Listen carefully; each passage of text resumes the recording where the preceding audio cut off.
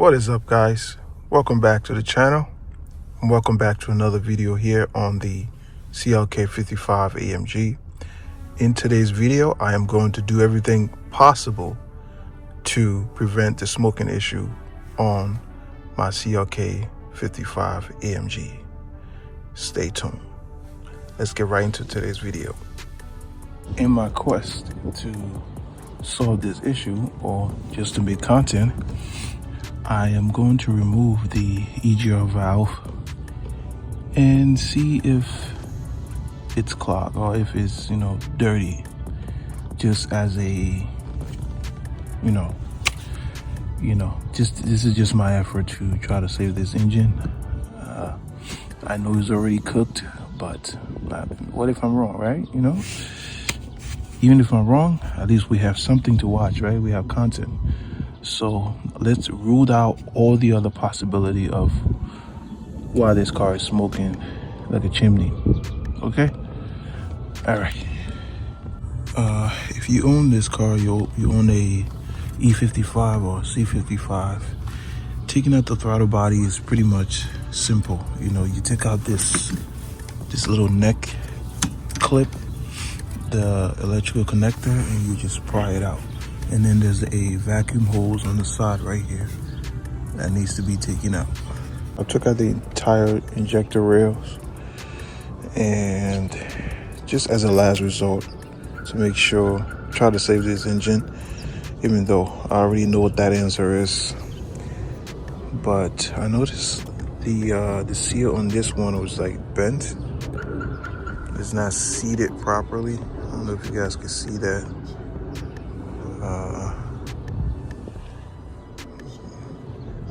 Imagine if all this is just injector related. That would be crazy.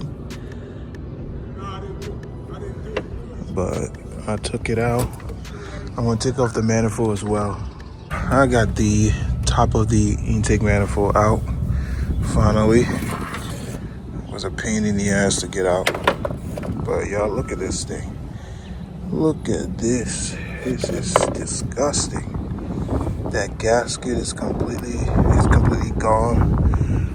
It's built. I mean, most of the nuts on this was like loose. They were not tight. They were not yield to torque at all. But yeah, look at this. Look at that. That EGR. I removed the EGR valve itself to see if I can clean that up. But this is there's a second portion of the intake, so I'm going to take that out as well. Look at that.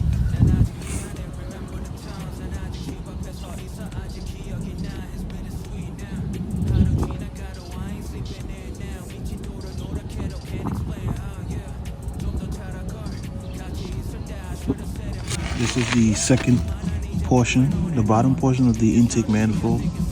As you can see, it's full. I mean, it's not full, but it has a lot of oil, like a lot of oil in it, which is not supposed to. Look at that, a lot of carbon buildup. This is the top portion of the intake manifold. And looking at all the valves are straight. None of them are bent. They're all straight. Yo, take that off the floor. Yeah, I'm gonna clean dirt that. In that. Yeah. I'm gonna clean it.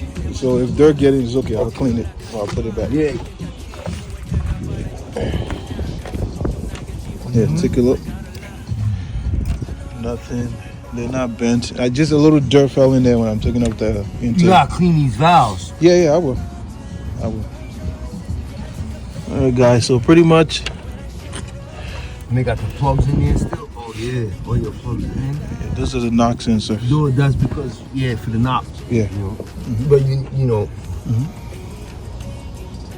Wait, come on. It's the following day, and I'm just using some compressed air to clean out these cylinders because some sand and dirt fell in there when I was taking off the manifold.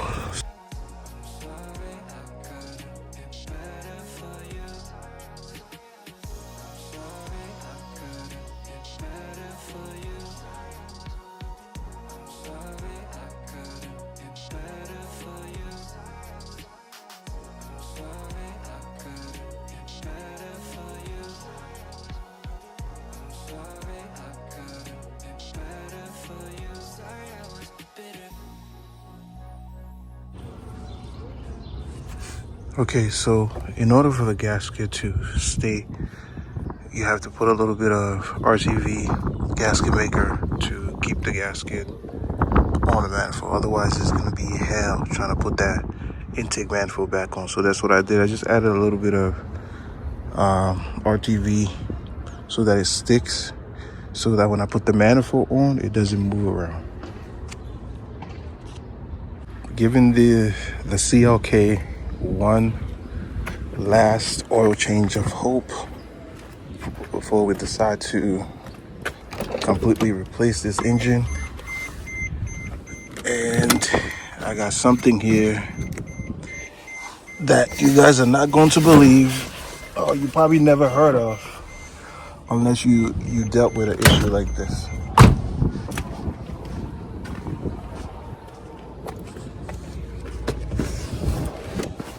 All right.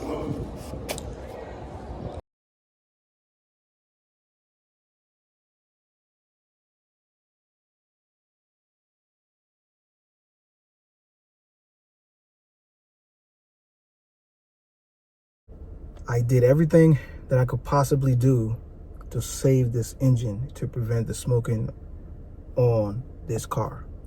But unfortunately, the issue is internal, it's deeper than I thought.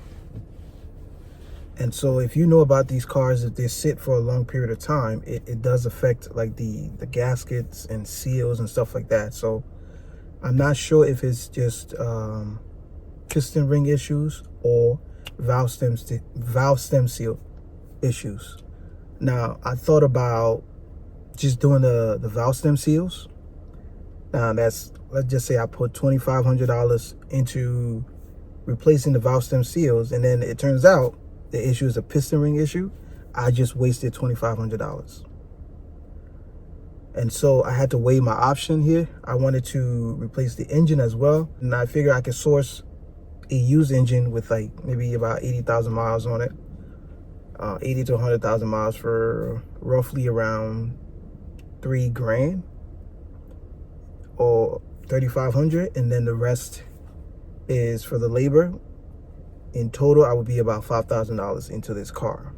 Now, I attempted to replace the engine, but I ended up finding a used 113K on Facebook Marketplace for about $2,500. You know, really cheap, but it had over 100,000 miles on it. You know, but you know, then again, the engine, the 113K, has been all the seals and gasket and everything has been replaced. The head gasket, everything is great. It's fire. It's awesome. So I made the wise decision of not putting another 113 in the CLK 55, and I'm just going to do the swap. You know, I spoke to the person the person I'm buying the engine from. He is a mechanic, and he agreed to do the swap for me. We agree on a price, labor wise, engine and transmission from a E55, from a 2005 E55 AMG. And so I'm going to do the swap. As I'm speaking to you, as I'm making this video right now, he's already in the process. The engine, all the fluids and everything has been drained. He's just going to pull the engine out and, you know, put the new engine and transmission from a E55 AMG. And then I have to send out the TCU, ECU, the EIS and keys over to his company and have them program everything. And it should be just plug and play according to them. So that is the route that I am going to take. Again, I